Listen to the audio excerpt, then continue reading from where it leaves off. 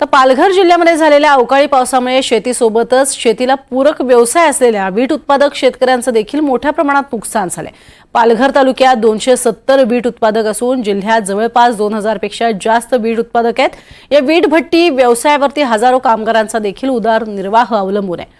अवकाळी पावसामुळे वीट उत्पादकांसह मजुरांचंही मोठं आर्थिक नुकसान झालेलं आहे। त्यामुळे वीट भट्टी व्यवसायाला आपत्कालीन मदतीच्या कक्षेत आणून विमा सुरक्षा दिल्यास नुकसान भरपाई मिळण्यास मदत होईल अशी मागणी होतीये।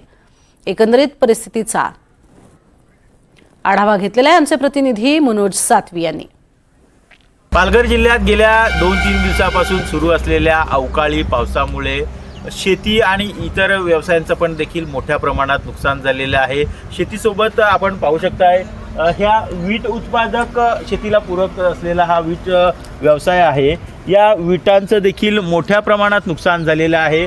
अगदी काही दिवसातच या विटा भाजून ते परिपक्व झाल्या असत्या, मात्र अचानक आलेल्या अवकाळी पावसामुळे ह्या सर्व विटा ज्या आहेत त्या ढासळून गेलेल्या आहेत। पुन्हा जी विटा बनवलेल्या होत्या त्या मातीमोल झालेल्या आहेत। या संदर्भात शेतकऱ्यांचं किंवा शेतीला पूरक व्यवसाय असलेल्या वीट उत्पादक आहेत त्यांच्याशी बातचीत करूया, कशा पद्धतीने नुकसान झालेलं आहे। आपलं नाव काय? आणि माझं नाव भालचंद्र गणपत पाटील, सहाडे येथील मी आहे। मी वीट व्यावसायिक आहे आणि त्याच्यासोबत शेतीही करतो। शेतीला पूरक असा शेती आणि मातीशी नातं असलेला हा व्यवसाय आहे।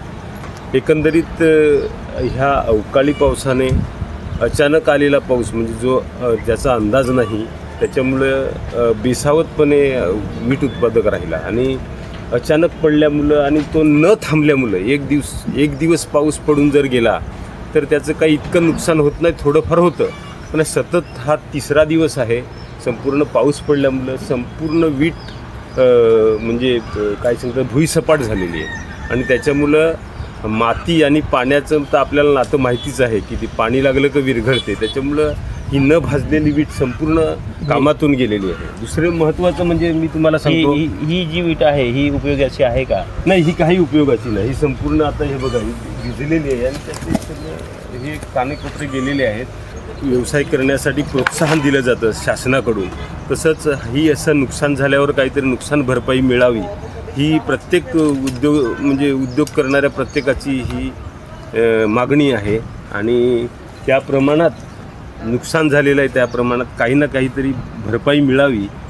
आमची इथली स्थानिकांची म्हणजे संघटनाही आहे, त्या संघटनेच्या मार्फत मी म्हणतो की आम्हाला काहीतरी या नुकसान भरपाईची शासनाने दखल घ्यावी आणि काहीतरी भरपाई द्यावी असं मला वाटतं।